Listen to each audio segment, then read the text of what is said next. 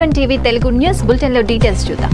బాపట్ల జిల్లా పర్చూరు నియోజకవర్గంలో జనసేన పార్టీ ఆధ్వర్యంలో డిప్యూటీ సీఎం పవన్ కళ్యాణ్ పుట్టినరోజు ఘనంగా జరుపుకున్నారు. పలు ప్రాంతాల్లో కేక్ కట్ చేసి స్వీట్లు పంపిణీ చేశారు. పర్చూరు, మార్టూరు ప్రాంతాల్లో రక్తదాన శిబిరాలు ఏర్పాటు చేయబడి పవన్ అభిమానులు పెద్ద సంఖ్యలో పాల్గొని రక్తదానం చేశారు. బ్లడ్ బ్యాంక్ సభ్యులు ఆపద సమయాల్లో రక్తదానంతో ప్రాణాలను కాపాడిన పవన్ అభిమానులను అభినందించారు.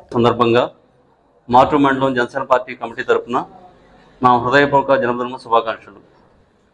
గత 4 సంవత్సరాలుగా జనసేన పార్టీకి సంబంధించిన మన అధినేత గారి జన్మదినం సందర్భంగా ప్రతి సంవత్సరం రక్తదాన శిబిరం కానీ, అన్నదాన శిబిరము, పేదలకు రోగులకు పండ్లు పంపిణీ చేయడం జరుగుతుంది. ఇదంతా కూడా మేము పవన్ కళ్యాణ్ గారిని స్ఫూర్తిగా తీసుకొని ఆయన చేసే మంచి పనులతో మేము కూడా ఆయన ఫాలో అవుతూ ఈ విధంగా చేసుకుంటూ వస్తున్నాము. ఈరోజు జనసేన పార్టీ తరఫున ఉప ముఖ్యమంత్రిగా ఎన్నికైనటువంటి పవన్ కళ్యాణ్ గారు ఎన్నో మంచి పనులు, ఆయనకి ఇచ్చిన శాఖల పట్ల ఎంతో నిబద్ధతో, అకుంఠిత దీక్షతో ఎంతో చక్కగా నిర్వర్తిస్తున్నారు.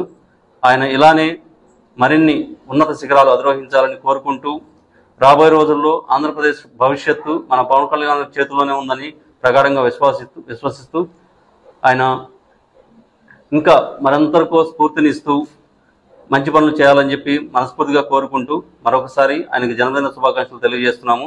జై జనసేన, జై పవన్ కళ్యాణ్. డాక్టర్ రాధానండి, deputy civil surgeon, pathologist, Tenali government hospital district hospital నుంచి వచ్చాము.